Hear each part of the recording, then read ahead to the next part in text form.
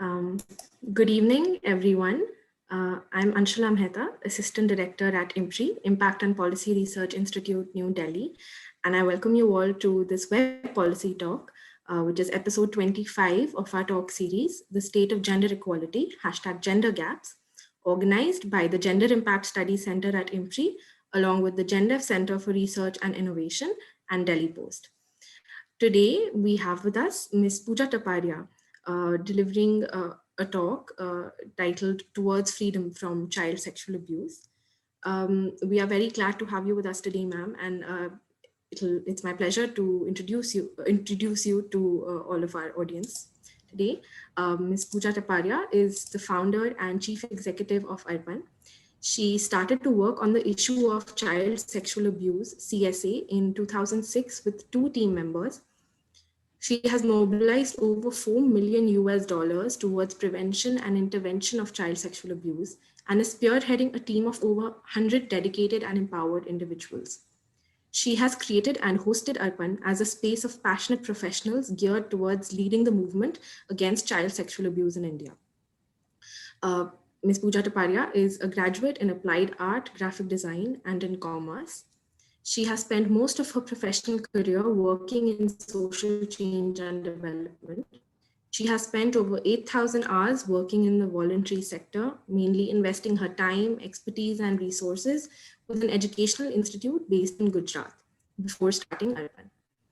She is the founding member of SAPCAN, SARC Association for the Prevention of Child Abuse and Neglect, and is also a member of ISPCAN, International Society for the Prevention of Child Abuse and Neglect. She has been awarded the Architects of the Future Award 2013, which recognizes exemplary work done by social entrepreneurs. Her life work has been permanently put up as a part of the Waldsell collection in the Melk Abbey, a museum in Austria. She was also awarded the Karmveer Puraskar Award in 2010 by iCongo in New Delhi for her work on child abuse.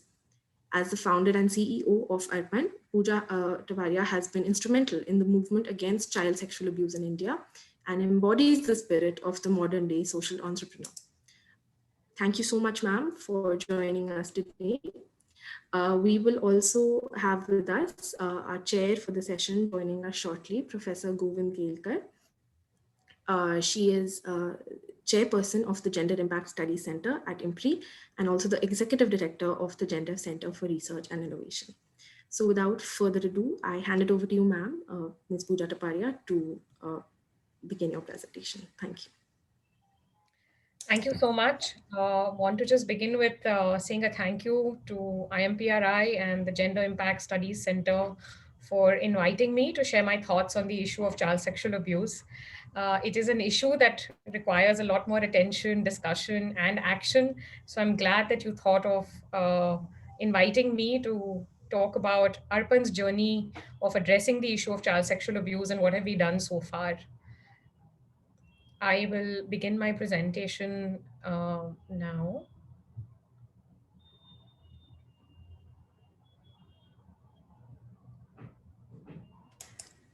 Just a little note before you begin, ma'am. We also have two distinguished discussants joining us, Dr. Rajesh Kumar and Ms. Achama Matthew, who we will introduce as they come to discuss the deliberation after your presentation. Please, ma'am. Yes, I look forward to the discussion after the presentation. Thank you. Yes, ma'am, your slides are visible. Yes, please go on. Yes. So I'm going to cover four aspects. What is the prevalence of child sexual abuse? What is the impact that we see because of it? I'm going to talk about a model that Arpan has developed of prevention and healing and how does it work? What is the impact of that model? And then we can take in questions and have discussions and deliberations on it. Yeah. So is child sexual abuse a reality? What is the data telling us? Let's look at that first. Yeah. We don't recognize what a huge problem this is, not just in India, but across the world. Data is telling us that 1.7 billion have experienced some form of interpersonal violence in a year span. This is as per the Childhood Global Report 2017. This is all kinds of violence, not just sexual violence. Who estimates that approximately 20% of girls and 5 to 10% of boys are victims of sexual abuse, as per the ISPCAN 2012 report. Other systematic reviews from across the world, including different cohort samples, have observed rates of child sexual abuse with averages of 18 to 20% for females and 8 to 10% for males, with the lowest rates for both girls, 11.3, and boys, 4.1, found in Asia, and highest rates found for girls in Australia at 21.5% and for boys in Africa, 19.3%. Recent systematic review in 2018 of 55 studies from 24 countries concluded that rates of CSA range from 8 to 31% for females and from 3 to 17% for males.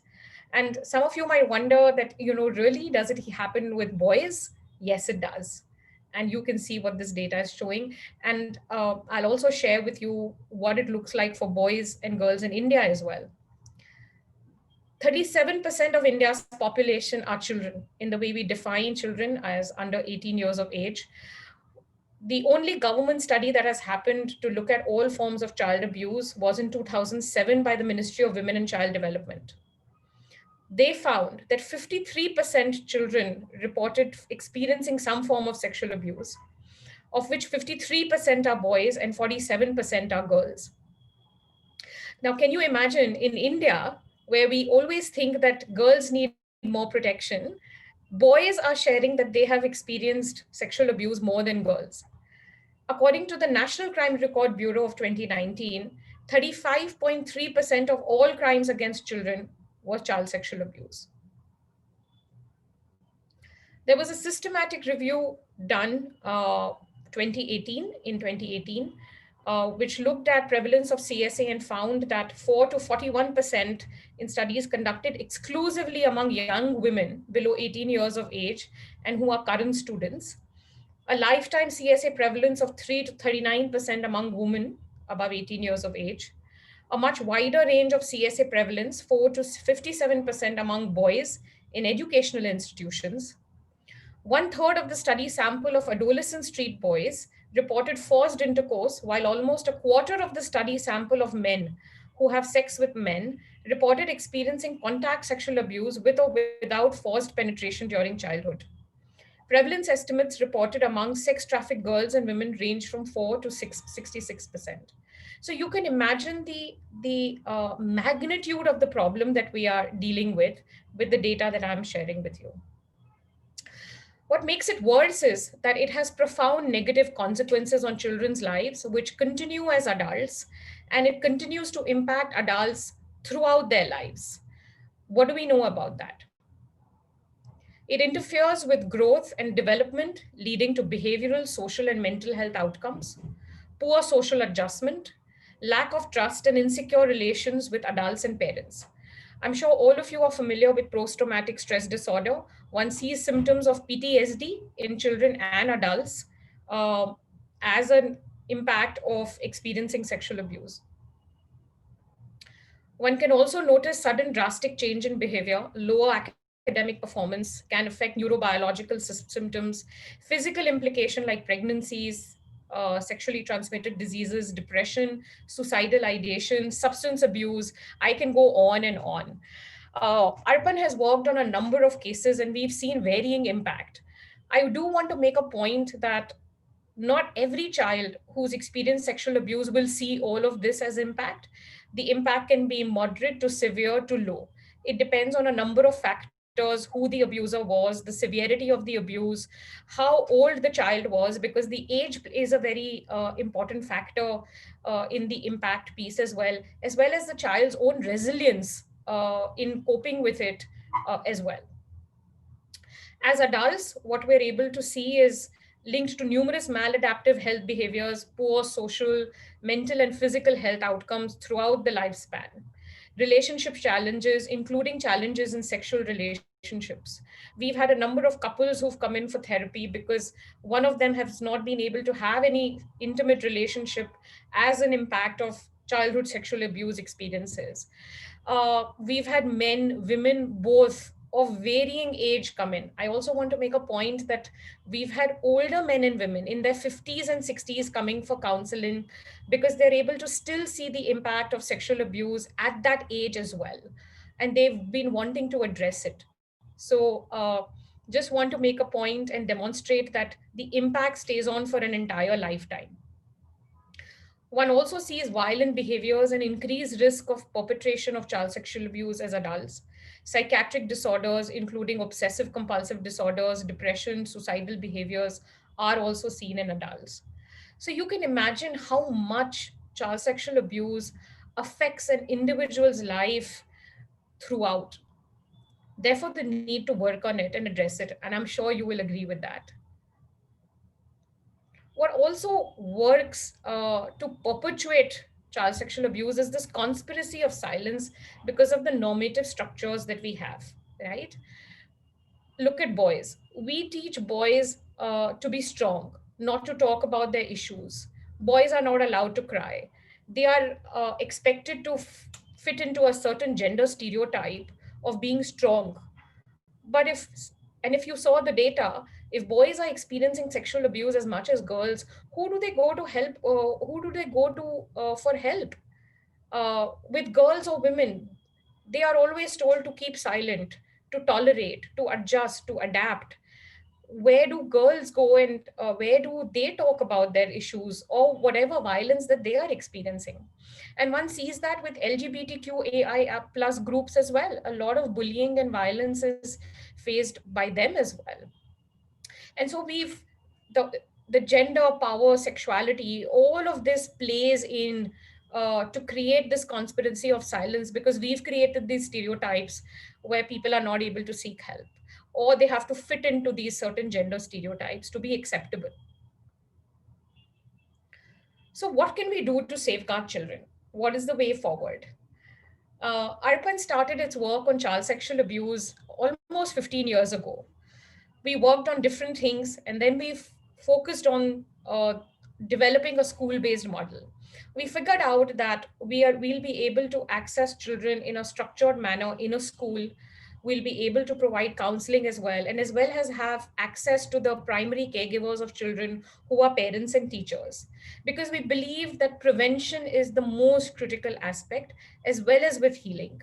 Because if the numbers are so high, we have to focus on prevention because it's unacceptable that any child experiences any form of sexual abuse or any abuse for that matter. So, what we did was we figured out and tried to understand what kind of a model is needed. We decided it needs to have a preventive less lens. It needs to encourage deterrence efforts, which means that it needs to teach children boundaries and consent so that they don't grow up to become offenders themselves. It needs to provide a space for intervention so that if there's any ongoing abuse, we can stop it, and as well as provide treatment healing to ensure the safety of children. It needs to have the potential to diminish the number of sexual offenders in the general population and diminish sexual victimization. So, clearly, if you do prevention work, both will diminish, as well as teaching children about boundaries and consent. So it works with the objective of risk reduction. How do we reduce child sexual abuse? Primary level prevention, which means teaching children personal safety skills, inculcating empathy and respect so that children don't offend, as well as children don't become victim.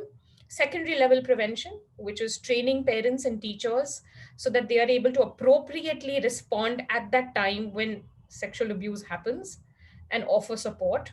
Third, tertiary level prevention, where we are able to do therapeutic counseling work with children who are victims, as well as those children who've offended or have indulged in sexual misbehavior, which would be tertiary level prevention. So these are all the things we decided we would like to focus on in our model. Thus, we developed the personal safety education model, which empowers children and adults with adequate knowledge and skills to prevent child sexual abuse. I will now take you through the way it works. What we do is we go into schools and we tell the principal about the program. If once they agree, we start with conducting awareness sessions with parents and teachers.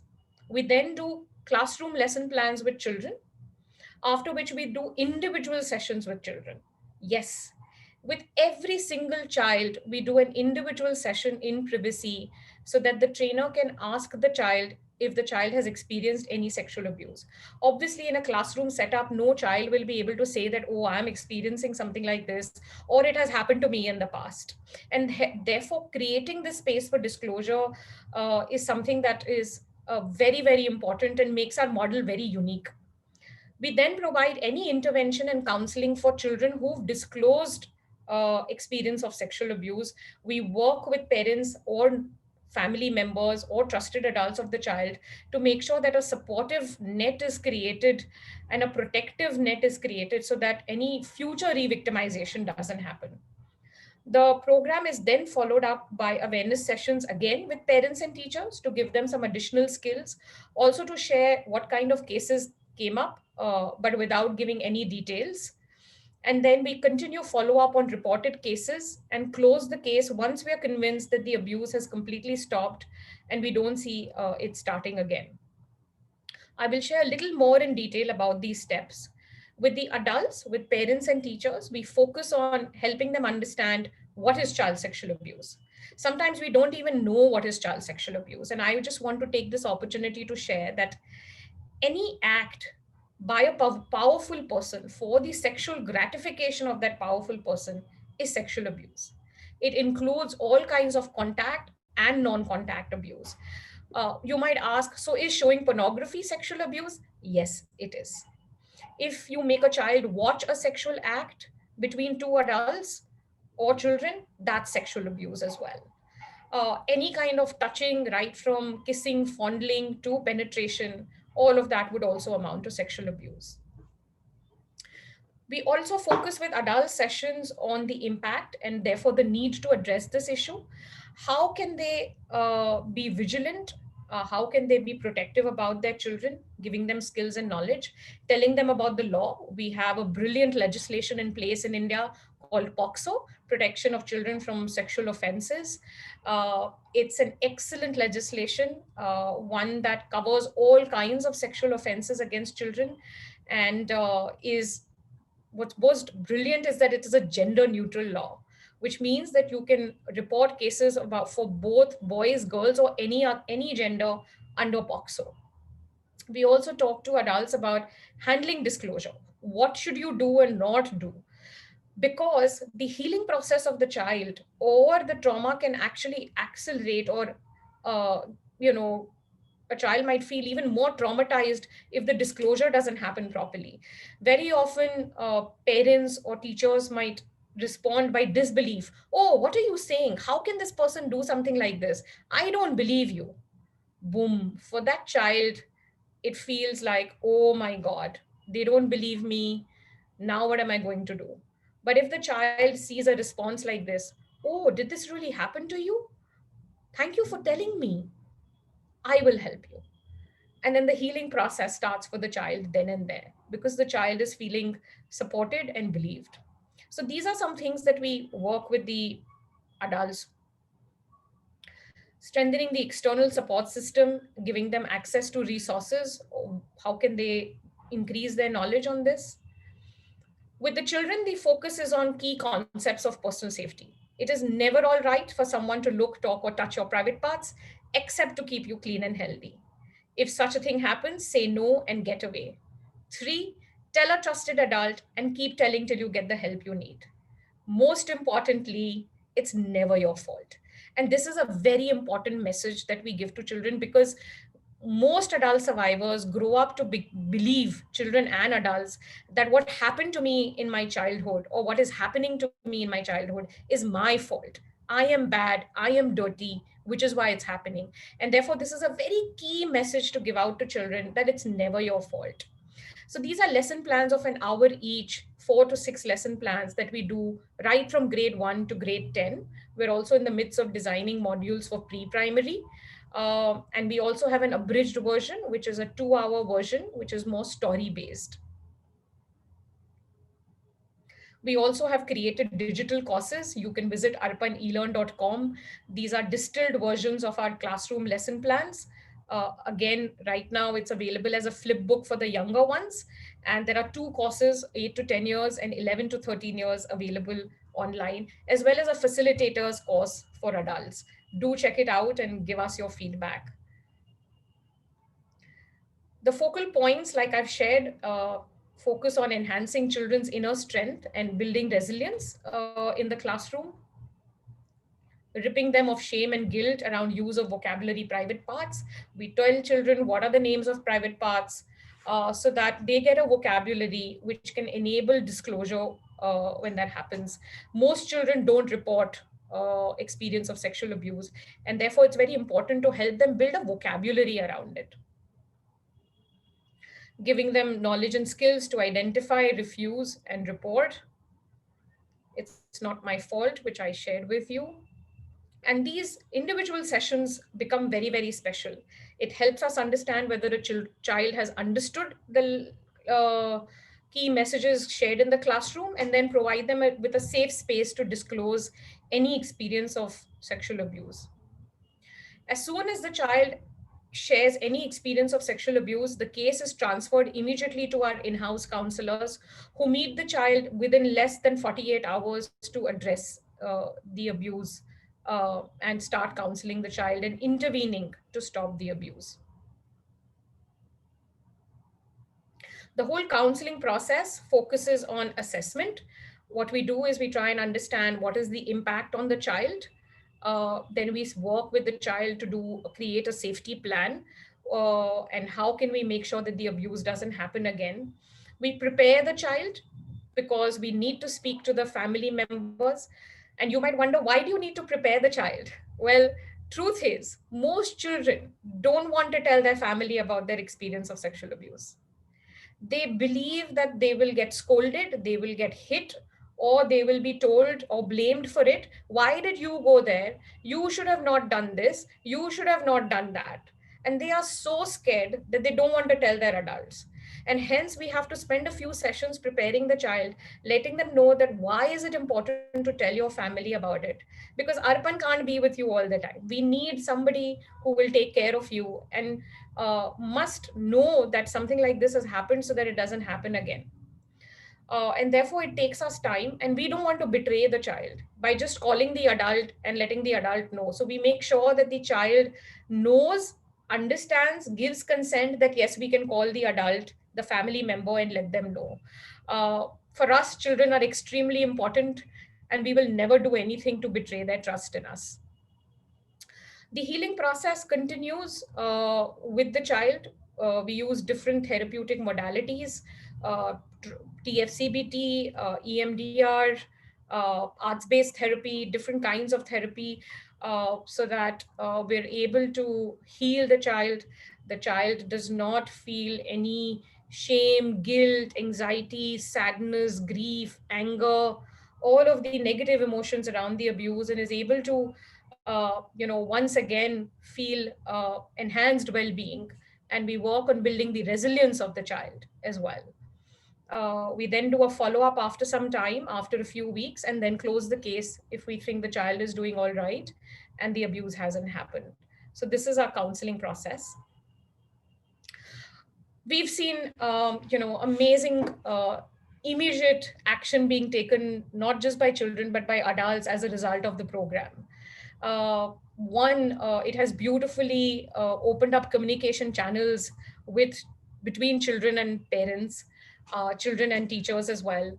I remember, there are so many such examples, but some of them which have really stayed with me. Third lesson plan, and a group of girls walk up to their school principal and say, the bus conductor has been touching us inappropriately when he tries to lift us into the bus. Or a group of children who've complained to the principal and their parents saying that the computer teacher has been touching us inappropriately. Or we've had disclosures of family members abusing boys and girls. Or an employee, an 8-year-old girl called up to say that, called up her father and said that, look, the person from your shop comes home and touches me inappropriately. And we've seen adults take action immediately, support us in the endeavor most of the time to make sure that the abuse stop and it doesn't happen again. And I will talk more about the impact when I share the studies with you. Like I shared, POXO is a brilliant legislation in place. We in some cases we've reported to the police as well. We involve and work with the child welfare committee members to make sure that the child is safe and protected. The POXO legislation works from the premise of in the best interest of the child, covers all forms of abuse, is a gender neutral law.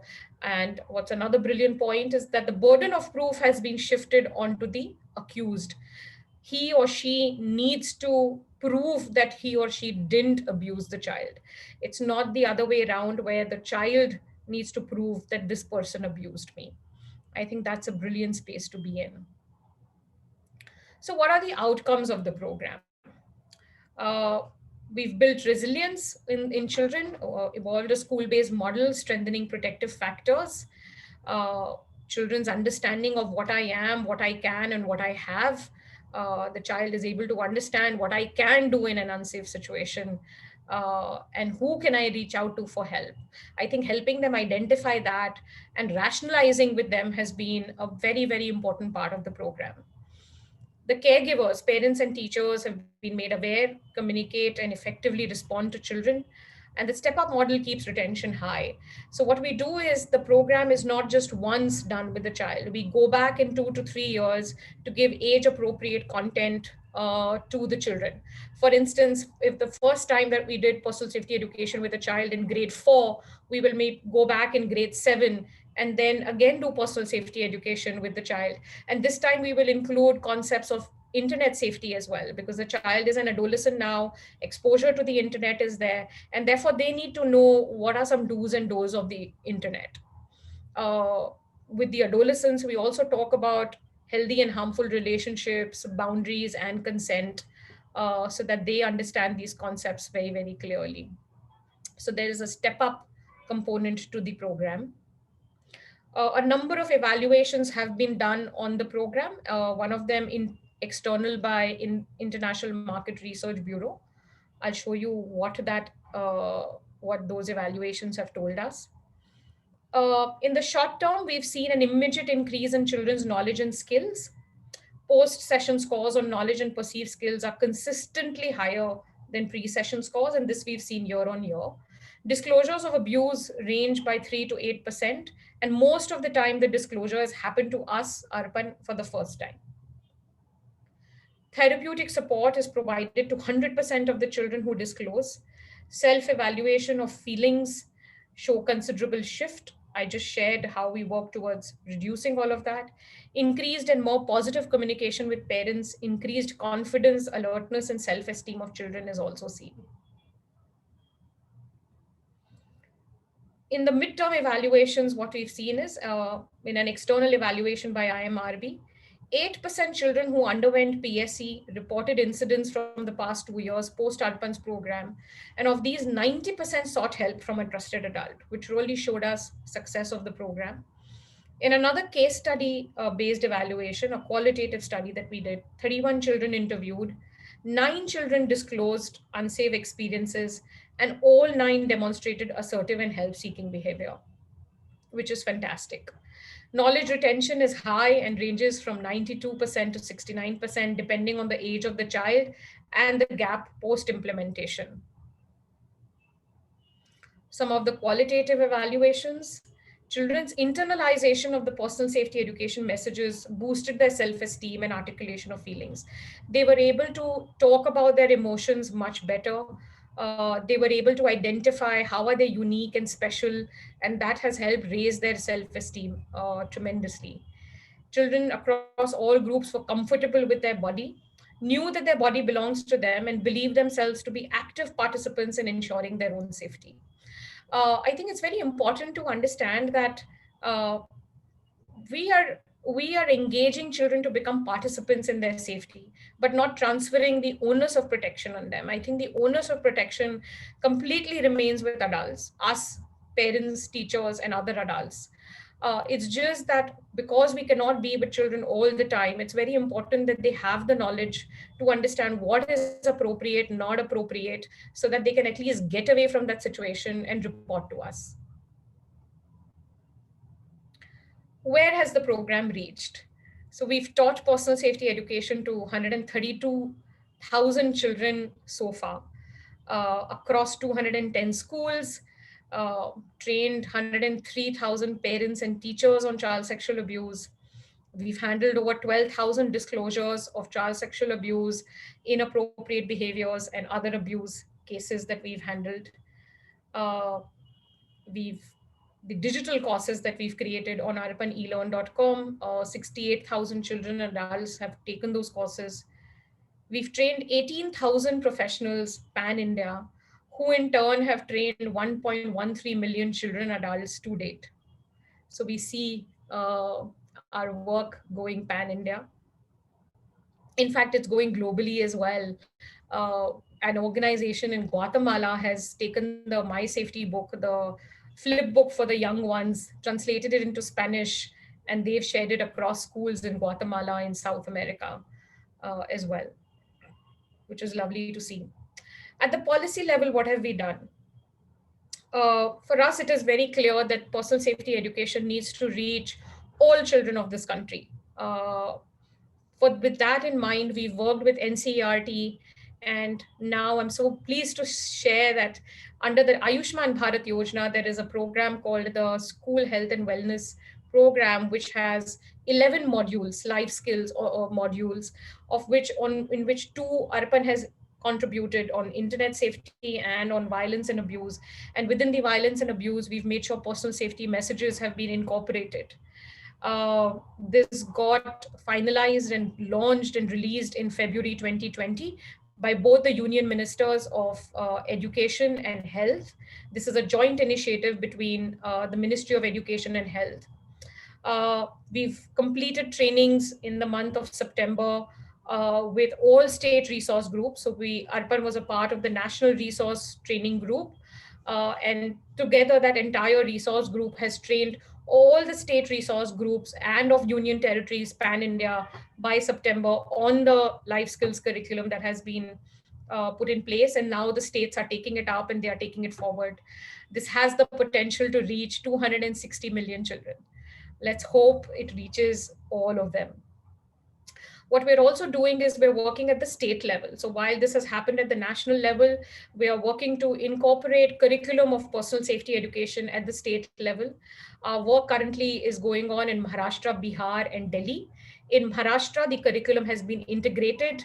The teachers have been trained. I'm very pleased to share that just recently we trained all government teachers across Maharashtra, 120,000 through YouTube. So very pleased to share that. In Bihar, the curriculum has been integrated. We've been training teachers we've trained the master teacher trainers in Bihar a year ago, and we're now training teachers again in a few districts in Bihar. In Delhi, again, master teachers have been trained and they are now taking the program forward. Arpan has won 6 national level awards for its work as well as 2 international awards. Great to have some recognition for our work. But most importantly, the biggest award is that, we've become trusted adult for thousands of children, and that's very special for us. A brilliant team that's been behind this work, over 100 dedicated warriors who've been diligently working. That's the Arpan team. And of course, we're always motivated to do this because we want to see children happy. Nobody deserves to go through sexual abuse or any kind of violence. Join us to help build a world free from child sexual abuse. Be aware, make others aware, be vigilant, ask questions, communicate with your children regularly, teach children personal safety skills so that they can participate in their safety. And if a child discloses an experience of abuse, seek professional help. Sometimes we think that, it's okay, we'll manage. But I do think that if you seek professional help or you connect with an NGO like ours, we'll be able to guide you more appropriately on what to do. So call us on our helpline if required, visit our websites and access our digital modules, follow us on social media. Thank you so much.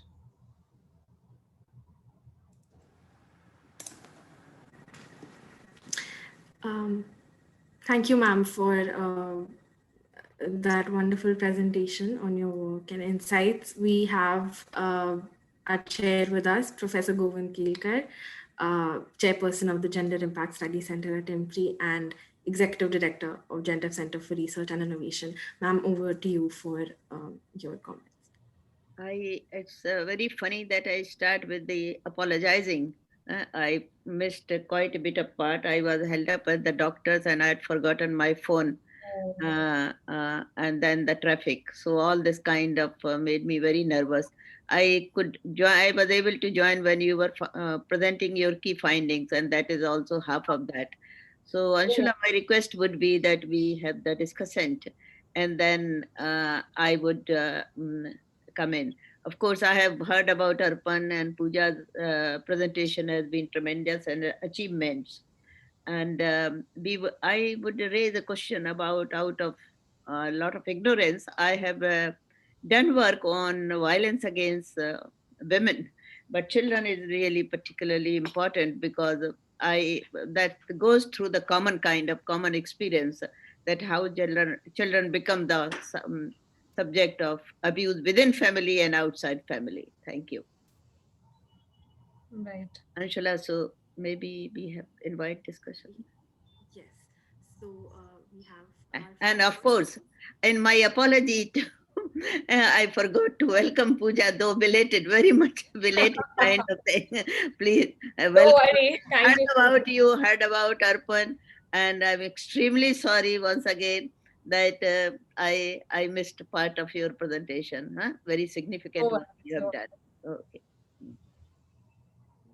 We're very grateful to have you. So our first discussant is Miss Achama Matthew. can't She hear is, you. am I audible? Yes, Anshula.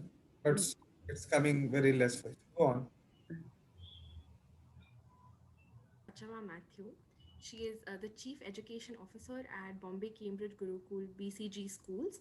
She works closely with the administrators of the schools with curriculum planning, its implementation, and providing curriculum material for both students and teachers. She is also a board member at Arpan. Ma'am, over to you for your insights.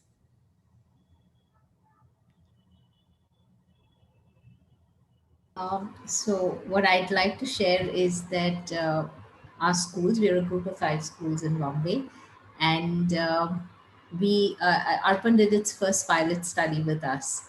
And since then, we've been very lucky that we found a way to incorporate the personal safety program into our school curriculum.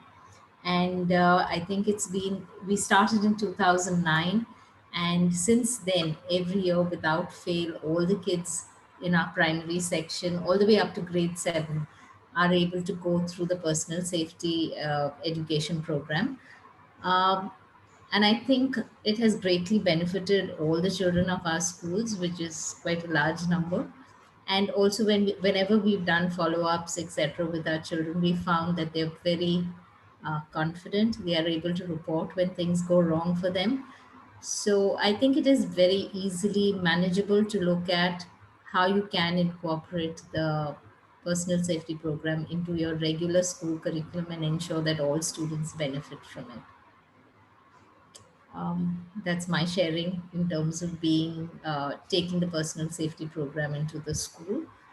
I've also seen Arpan grow over a period of time, right from the time when they had just 2 counselors to now being a team of over 100. I think it's been very dedicated in terms of what they want to do. They've been able to reach out. You'll have seen the numbers that Pooja has already shared. So I think being able to reach out to as many people as possible is something that is key to make people aware and to address this issue. Thank you. Thank you, ma'am. We also have with us Nikhil Jacob. He is based in Goa, is a researcher at IMPRI, um, and uh, and is pursuing a postgraduate diploma in environmental law and policy from the National Law University, Delhi. Um, we're having some glitches with Dr. Rajesh Kumar, SPYM. We Oh, hope he'll be able to join us shortly. But till then, Nikhil, over to you. Thank you so much, Anshula. Am I audible? yeah. Yes.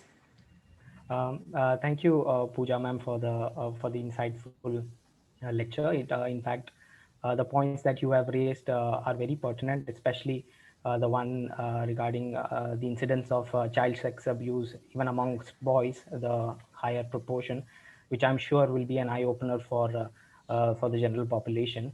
I have a few questions. You can choose to answer, and the first one is you spoke in detail about the POXO Act, and it is indeed a very comprehensive act. But recently, I came across an article where it was reported that a mother based in Chennai had to run from hospital to hospital trying to get first aid for her child, a girl child who was allegedly abused sexually. So there is, I'm aware that there is a provision in the POXO Act where every registered medical practitioner, whether private or government, has to provide first aid irrespective of any circumstance. But there is this poor awareness even amongst the medical practitioners, or rather maybe there might be some kind of fear amongst them to address such issues.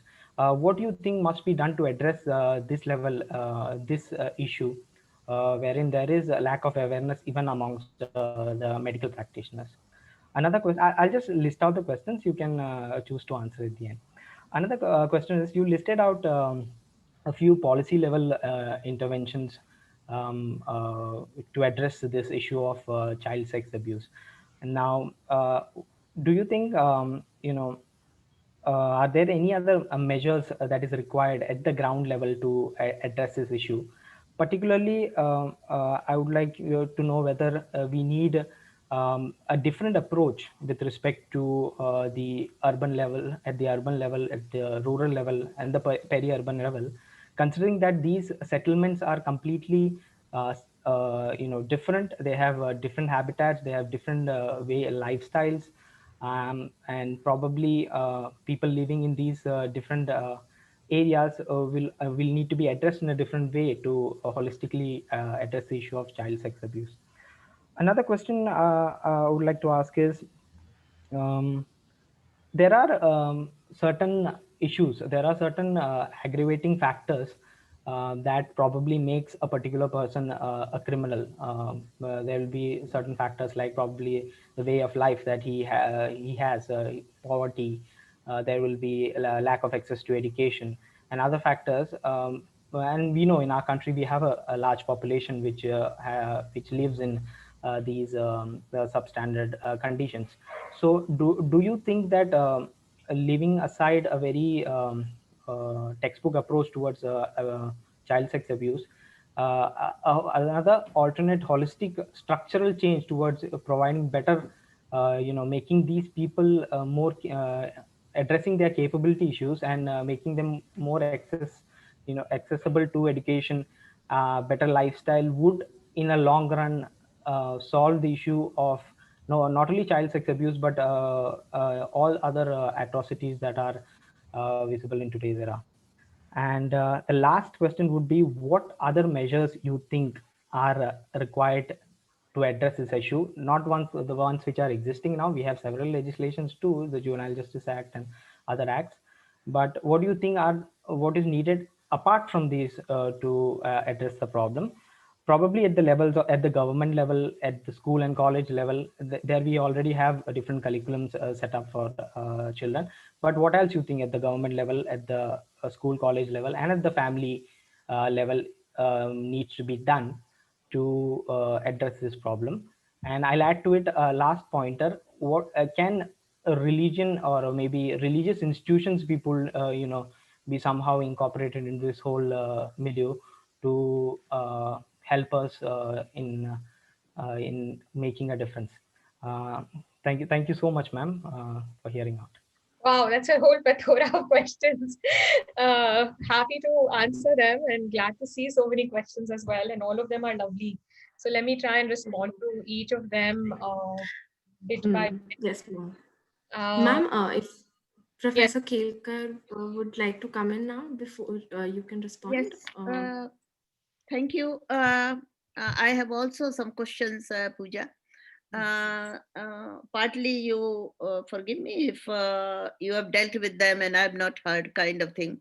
no I problem. was I was seeing a lot of policy achievements and also your reach out, but I could not really figure out what were the challenges in this regard. How, despite all this kind of achievements, which are correct, and why this kind of rampant child sexual abuse have continued within the family and within the extended family, and and it only makes the create two kind of persons, one set of individuals who continue in this kind of process, who have been there. I mean, they perpetuate, the perpetrators perpetuate this kind of in terms of adult. And second is about the children grow up with a lot of problems because not able to speak, or treating them as unclean human beings. So it is a lot of problems related to that. We are well familiar with this.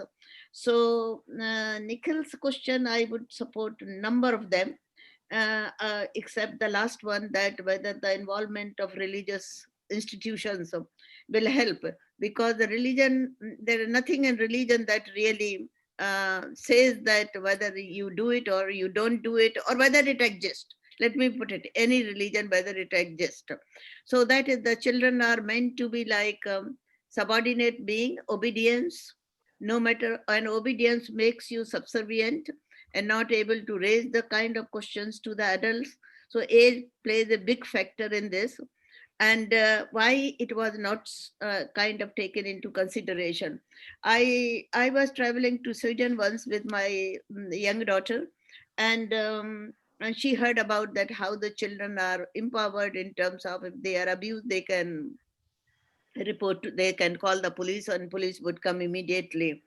And my little daughter responded this, oh, wonderful. And she says, can I test this? And she started shouting, are you beating, you are beating me, you are beating me. I said, what are you doing, this kind of funny things? And she said, I just wanted to test whether the police would come or not, it kind of thing. So I was thinking that some kind of empowerment of the children need to be really not only introduced but also to be monitored.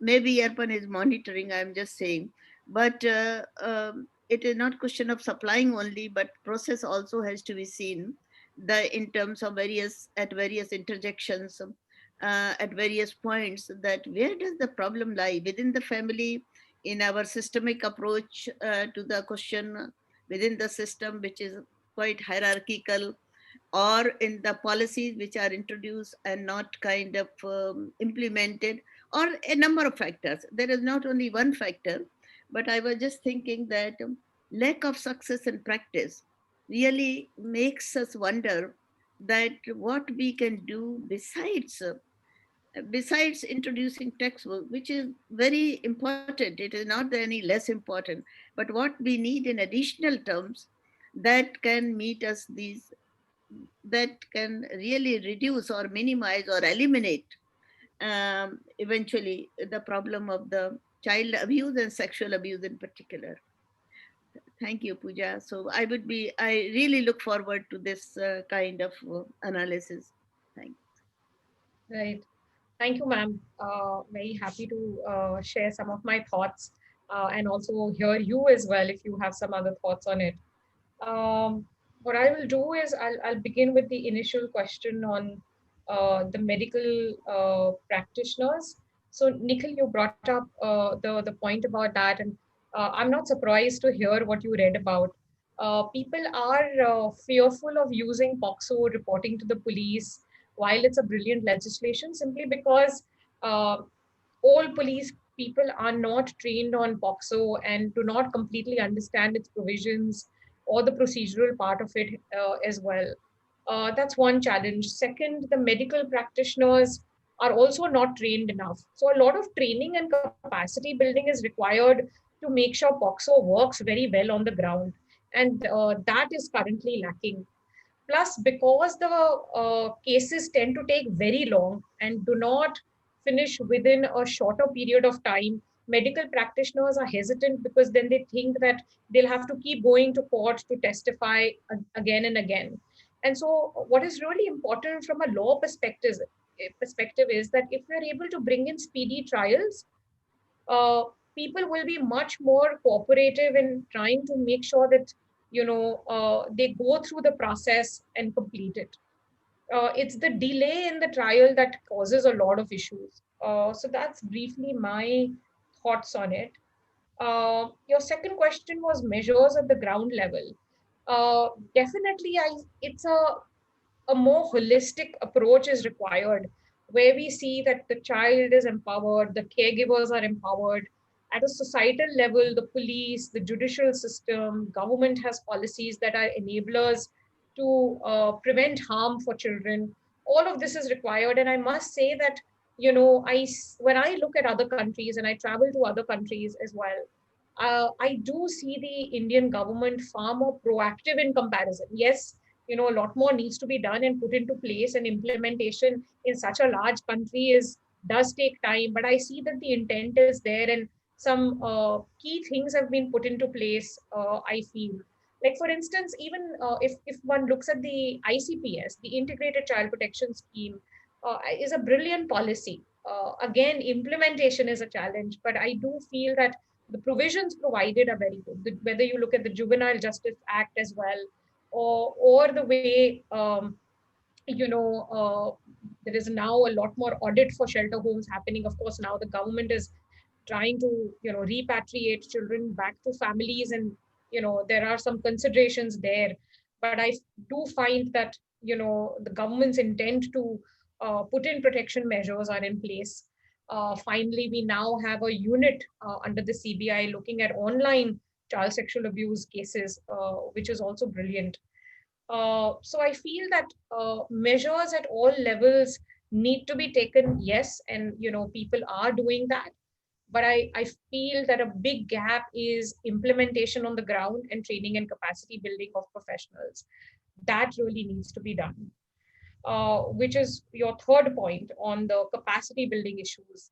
Arpan's focus right now has been a school-based model, training children, training parents and teachers, but we're also training police in Mumbai. We have been for many years. We're training other government professionals within the education ministry and the women and child ministry as well, in India. And so every opportunity is being taken. But yes, at the community level also, a lot more work needs to be done. Villages, at the village level also, a lot of capacity building needs to be done. These are things that will take time. There are some organizations working on it, and as well as the government is doing some work, and that needs to be strengthened for sure.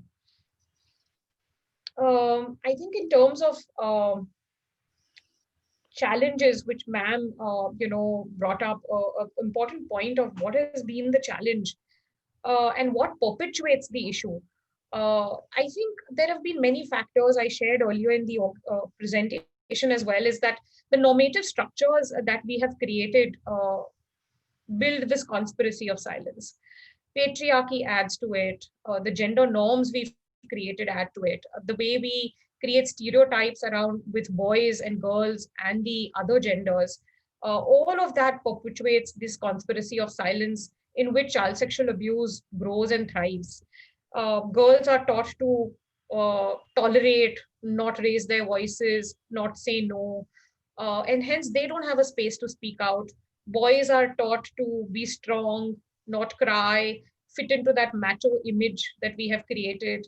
And it's shocking, and I know every time I hear that response as well from people when I share that 53% of boys in India are sexually abused and 47% girls. Now, who would think that boys would be sexually abused more than girls? But that's a fact. And even the LGBTQAI plus groups who face a lot of bullying and sexual violence. So a lot of these gender norms tend to perpetuate child sexual abuse, as well as this whole family uh, construct.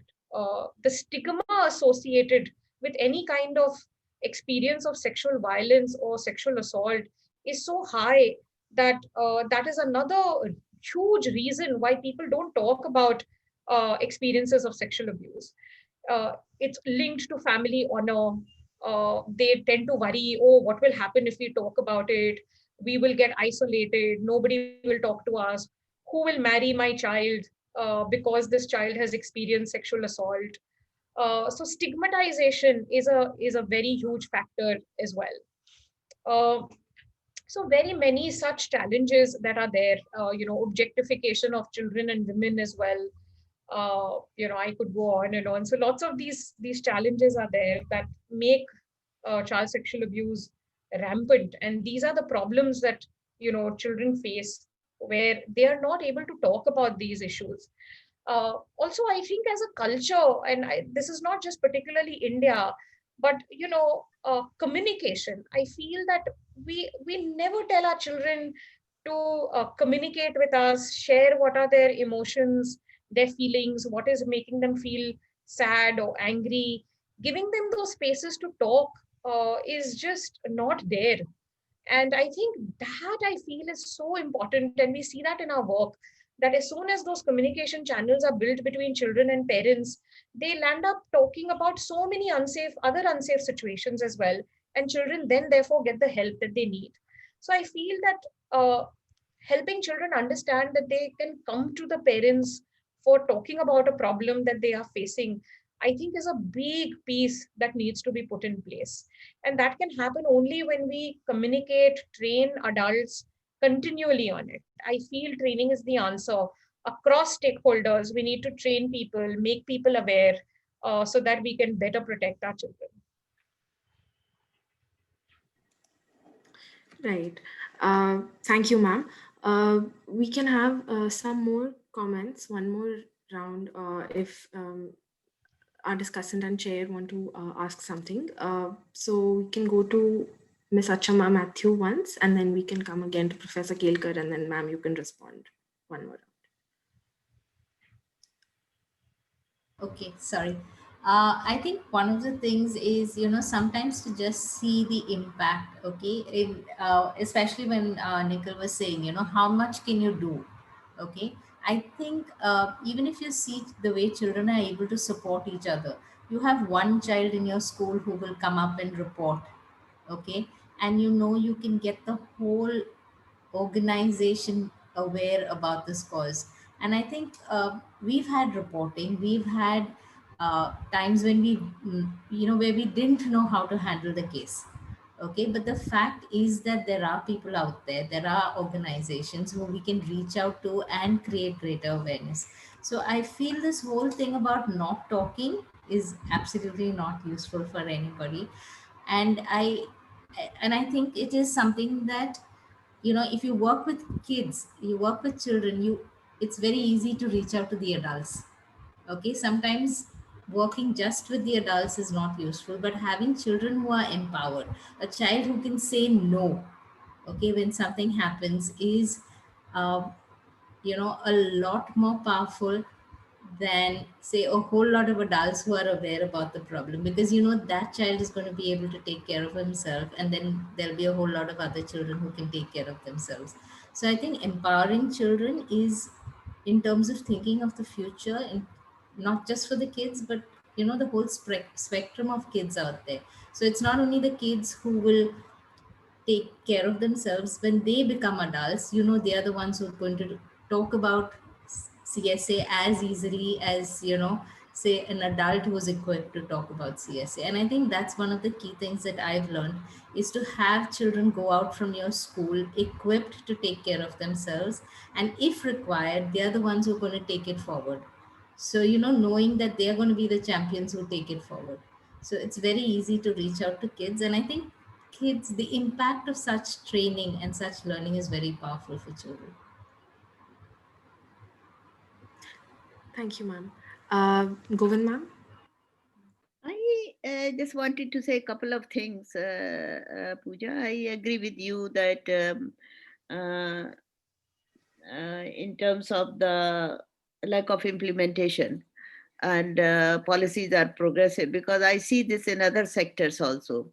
But my question would be really to the government and to the social systems, why policies are not implemented, why they are made in terms of progressive kind of policies. Who are these people who are not implementing them, and why they are not implementing them? That is the kind of question that squarely needs to put at various levels. So making policy itself is no progress unless it is implemented. A policy is no policy unless it is implemented. That is the major concern that we need to raise, kind of thing. And one also needs to point out that abuse leads to further abuse. I mean, there are studies, kind of thing, which say that childhood abuse really kind of allows, not allows, but it nurtures the abuse in or brutalization in a human being. Whether it is a woman or a man, since girls are abused a lot more, this thing. Uh, Although your figures don't show that, I would also think that girls' abuse is hidden a lot in the family. They are considered as the kind of honor holders. That whole honor of the family is deposited in that, and particularly all cases are hushed up, or most of the cases are hushed up in the name of that. Oh, nobody would get married. Nobody would marry the girl if we find out she has been abused. So this is the kind of this data. Maybe I'm not saying boys are not abused, and this kind of boys are abused, but girls also much more than boys would are likely to abused, because in this culture and in the modernization in particular, girls are and women are supposed to be only as the objects of the kind of pleasure, sexual pleasure or something, and control on their bodies and control on their minds also. That is also the root cause. So even when a child is young, or no, a woman is a young kind of thing, or person is a young, then probably obedience is taught to boys. So that is that becomes part of our culture, and the girls are subjected to be completely not to raise their not to even stand straight or laugh loudly. I mean, I come from UP, and these are the things I was raised up with these values. Don't laugh loudly. Don't stand straight. Don't look at the kind of eyes. Keep your eyes at the lower level. Now, so a subordination is so much structured in our system. And these are the things that really squarely dealt with in training. I'm not saying you are not dealing with them, but you are dealing with them. But I am saying that attacking the social norms, attacking this kind of culture would be very, very, very much critical, or a very critical component of these trainings, because capability building or capacity building in the process of building a new society, whether it is digital or non-digital, is really to seen in the power analysis and also in the analysis of the social norms. These are the two things. It is the power hierarchy and it is the hierarchy of the norms, that is needed to change the mindsets. And we a lot of time we become very defensive about cultures. Oh, no, this is part of our Indian culture. Our girls are like that. Our boys are like that. That, but this kind of culture is the real problem. All problems hinges on these two aspects of the this thing that, and I think our discussion with the policymakers and with the activists and the NGO community or non-NGO community really deals how do we change these norms, and then only we can become, but then only can transform our society to be healthy, and and also not take refuse this kind of thing that it takes time to change norms. Norms do change. I mean, we have been changing. Hindu Succession Amendment Act has been changed, and nobody can came out and protest, and the government was not threatened. But itself is the who are the people who are sitting in the government and who are the people who are not implementing. They are all influenced by these norms, so-called cultural norms, and that raises the problem. So I feel more defeatist, defeated in terms of not accepting these policies as progressive because they are not implemented. That is what my concern is. That is the, and so when this data is presented, I think we need to, that doesn't mean that these achievements have not been there. Please don't misread me saying that I'm questioning the achievement. What I'm questioning is the systemic nature of our cultural systems, political systems that are really that are making this kind of abuse possible. Thank you. Ma'am, I heard you, and Thank you. I just want to respond saying we are thriving and really hoping on this generation of children, ma'am. Because the current generation and shaping their attitudes is not impossible, but it's also very difficult. And through our trainings, we're also addressing issues and helping them understand gender, power, sexuality, and how that interplays. And we see amazing shifts in people when we bring these topics up. And you're very right. We need to address that so that we can address these cultural norms. But we at Arpan, we all believe that this generation of children, having got the education, the understanding values of empathy, respect, understanding their rights and their responsibilities, uh, I am very, very sure we will grow up a generation which will have maybe minimum amount of people who will sexually offend. They will not be perpetrators, but they will be torch bearers of what an ideal, uh, culture needs to look like. I feel that what we see in children with the work that we do in schools just fantastic. I think the way the children, their resilience, their approach, their clarity of thought is just amazing. And I'm sure Achama ma'am might want to add to that as well. But I do find that this generation is very promising, and we can sort of depend on them to bring about this change that's required.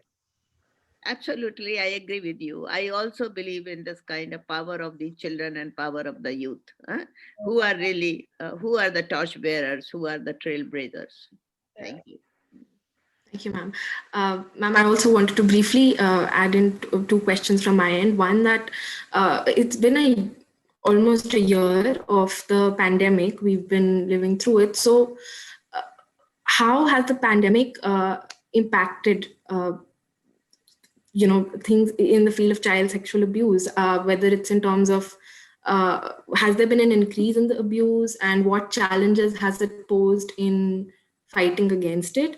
And what would be the considerations given that the pandemic is likely to last for a much longer time than we expected? And secondly, how can we harness digital mediums or communication technology, whether it's in terms of outreach or communication or data? Is there any way that it's currently used, and how can it be used further in the fight against child sexual abuse? Just those 2 points briefly. Okay, great questions. Thank you. So for the first one on the pandemic, I would say is that uh, what we are seeing, and then I will share what my thoughts are. Childline, which is an emergency helpline in the country, saw a 19% drop in cases of sexual abuse being reported to the helpline for the same period as last year. So clearly, we can see less reporting happening. In Arpan's own experience, we've seen very little reporting of sexual abuse happening, though our program is continuing over the phone online. There are two considerations here. One, either the children don't have the safe space to report sexual abuse happening because it can happen now only over the phone, or two, that sexual abuse is happening lesser because children have mainly been at home, and so a lot of the cases that happen in the neighborhood or in the school or in the community aren't happening. So then the question is, okay, what about cases in the family? In the family, because family members are at home and have not moved out as much, there is therefore more vigilance, and therefore the privacy that is required to commit a sexual offense is not there, and therefore the abuser might have not abused the child. The flip side is, like I shared, abuse could be happening because the abuser is at home, but the child doesn't have the privacy or the space to report it. what we are hoping to see and are waiting for is that when schools reopen and we start accessing children in person, in privacy, we are going to diligently meet every single child to understand, are they safe or not? Because we are hoping that in those private conversations in person, where the child has a space to disclose experiences of abuse, is when we'll come to know whether child sexual abuse cases dropped in during the pandemic, or actually did they increase. So there are all of these considerations at the moment. What has accelerated is definitely online child sexual abuse during the pandemic. With everybody moving on to the digital world, there was a 3 times increase in access to child pornography during the lockdown, where there were we where people in India were accessing 3 to 7 million child sexual abuse material online. It scaled to 19 million within a short period of time. And then your second question on what can one do digitally? I think the digital space is really an enabler to accelerate our reach to educate both children and adults on the issue of child sexual abuse, and what can they do, and how can adults be more vigilant, and how can children be participants in their safety. What I find is the present and the future lies in the digital space, because scale is very much possible. Otherwise, scale is not possible. However, there is a question on impact and efficiency of that education. But I believe that if we can work around that digitally, using the digital space over a period of time, we'll be able to solve for efficiency as well, and understand whether children and adults have understood or not. But looking at the reducing attention spans of children and adults, looking at the bite-sized information that people want, we need to be able to pivot, create content that is easily absorbable, readable by them in the spaces and in the groups and communities that they are online, and give that information consistently so that they see it. What we are also seeing is, you know, Quilt AI is an organization that uses artificial intelligence. Uh, and what they are doing is, through the artificial intelligence, uh, adults who are wanting to access child sexual abuse material, they are able to search those through their AI, through their algorithms, and are able to send pop-up messages to them saying, this is unlawful. You shouldn't be doing this. Even when you search on Google, you will get a message that this is unlawful, and this is the person you can connect. Quilt AI is sharing that with their campaign on sending these messages regularly, when people are searching for child sexual abuse material, child pornography, child rape, would you believe child rape is searched a lot? Uh, they have seen a drop in 15% of CSAM being accessed. Now, we need more data to tell us whether these people have moved into the dark web and the deep web, and therefore we're not able to see them on the surface web, or whether they are on the surface web, but because they've got these consistent messages of unlawful, it being unlawful, and them feeling that they are being tracked, they've stopped accessing the material. So one is able to see very diligent ways in which one can actually reduce and work on primary prevention by hitting out messages to people who are wanting to access CSAM material, child sexual abuse material online, and child pornography. So this is just an example of how the digital world can be used to address the issue. Thank you, ma'am. Those are really helpful insights. Thank you.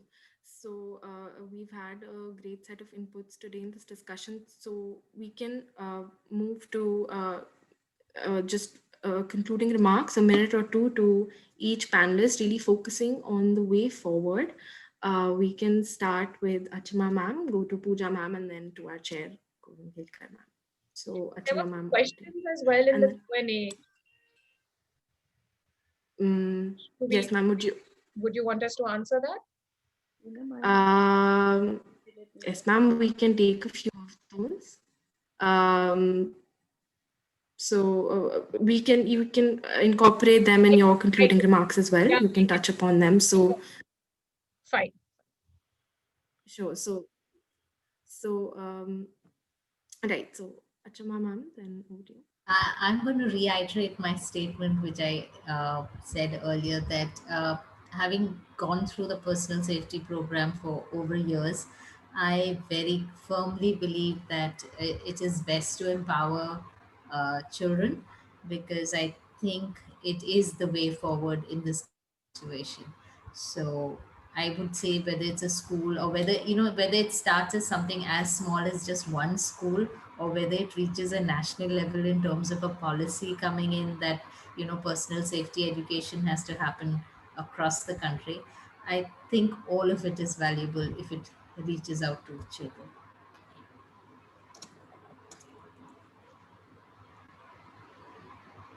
Right. Thank you, ma'am. Pooja ma'am, your concluding thoughts on the way forward. Lot of work needs to be done across levels. And, while Arpan is in its 15th year, uh, I sometimes feel a lifetime is going to be short. But thankfully, you young people are so promising. uh, I just have a lot of faith in the young generation who's going to come up with, I'm sure, brighter ideas, brighter solutions than us, and be better at addressing the issue. And so I'm hoping that, this fight continues, because it is a huge problem. And consistent, diligent, determined, perseverant work is what's required by all of us. And I know that if we do that, uh, millions and millions of children will be helped and protected from sexual abuse. I have no doubt about that. But we all need to play our part. I think it's very important to take responsibility and ask ourselves, okay, so what can I do? How can I help? Identify that and go do it, because we all have a responsibility to protect our children. To answer one or two questions that have come up in the question box, um, there are a lot of powerful people out there who are abusing and exploiting children. There is no two ways about it. Fighting these powerful people is tough. It's not impossible, it's tough.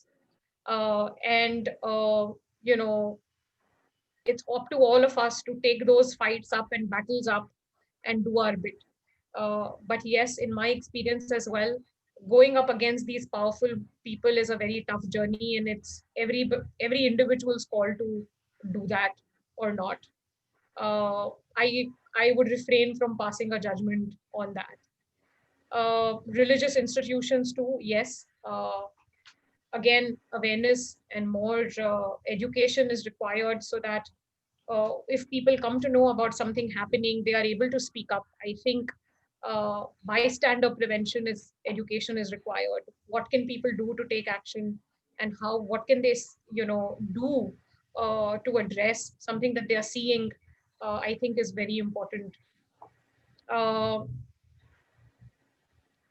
there's another question around, what if the children who are in that trap don't want to come out? Well, it's a journey. And it made me remind me of this therapeutic work that we've been doing with trafficked minors for many years. uh, After 2 3 years of therapy, also helping them identify if the family who trafficked them is unsafe, and that, helping them understand that they shouldn't go back. We've had one or two girls go back to that very family, and it's always left us feeling sad that, oh my god, after what that girl's been through, after 2 3 years of therapy as well, or two of them chose to go back to that family. uh, to that, the answer is that the attachment is very strong. And I would encourage you to look up the attachment theory. We humans, in the way our minds work, is actually very interesting and fascinating. And when the attachment to that group of people is very strong, it's very hard for that person to stay away, even if that very group of people has been harmful or unsafe for that individual. And therefore, while we understand it theoretically, it does feel disappointing if the girl has gone back. But then those are only few cases. Most of the girls have made their way up, found jobs, and are living a life of dignity today, which we're very, very proud of. But yes, there is something called a Stockholm syndrome as well, where children or the adult tends to identify with the perpetrator and tends to start behaving like the perpetrator as well. Again, something that it's just the way the brain works. And so I encourage you to read up about the Stockholm syndrome as well, and see how that works, to gather more information, and it'll give you an answer of why that child doesn't want to come out of that entire harmful situation as well, and also gives you an answer of why domestic violence is so prevalent. But it's all here, and therefore I really believe therapy and healing is required, so that we're able to help that individual understand what is safe and what is unsafe, and empower them and build resilience so that they can take decisions for themselves that are good for their well-being. It's been a brilliant evening. I've enjoyed sharing my thoughts and views, and glad to have been here. Thank you once again, IMPRI and Professor Kelkar, for inviting me, and very, very insightful discussion with you and Achama ma'am. And I'm hoping that these conversations continue, and we do our bit. Thank you so much. Thank you, ma'am. Govind ma'am, your remarks, please. I think the speaker, Pooja ji, has said the last word, and she has brilliantly summed up. It has been a really brilliant kind of evening, and she has dealt the question in a very kind of open way. And our challenge is that, we raise the questions, we all understand the challenges, but we have to do our bit, and we have to really keep working on it, even we have the limited success. And there has been limited success. And second, I really fully endorse also in the youth power and the children's power. Once they become empowered, if the not so much entire progress, there would be tremendous, significant progress that will be made. So thank you, all of you, and thank you, Pooja, in particular, for kind of giving this brilliant presentation, and such a kind of, with such an open mind, that is so much kind of so necessary for our exchange of the ideas. Thank you once again. Thank you, ma'am. Anshula and everybody. Yes. Thank you. Thank you, everyone. I invite Dr. Arjun Kumar to give a formal vote of thanks. Thank you, everyone, all the participants, and Govind ma'am joining a little late. But really, the topic was so good. We are so fortunate to, and we have been planning this for a few months, and very nice points from everyone. Dr. Rajesh Kumar also tried to, but some issues also. I thought to share some stories from Delhi, also from juvenile and other things in jail, also many things happening. But nevertheless, we are so fortunate to learn about all this advanced level thing. In fact, most of the work what I gathered, Govind ma'am, that Pooja ma'am and her organization are doing things like the best country, Iceland or Sweden, Norway, they are doing into this advanced level of analysis, and Mumbai really leading. We are very proud Indian on that part. So really very excellent work. And it's my pleasure on behalf of IMPRI Gender Impact Study Center, GenDev, GenDev Center for Research and Innovation, and Delhi Post News, to everyone on the state of gender equality, #GenderGaps, on this deliberation today on towards freedom from child sexual abuse by Pooja Taparia ma'am, who is founder and chief executive of Arpan, whose motto also is towards freedom from child sex abuse. And I hope that we all have learned so much, and those who are watching now and watch it later also on YouTube and other platforms, to get connected and mobilize on these issues, which are really as a very bad name also from our subcontinent part also, and India also. So we have to be strengthened and fight this, and we are so thankful also to Achma ma'am and our chair, Professor Govind Kelkar, and also Anshula, and also Nikhil, for joining and contributing to this deliberation. Thank you very much and have a nice evening. Thank you so much. Thank you. Thank you, Matthew ma'am. Thank you. Thank you, everyone.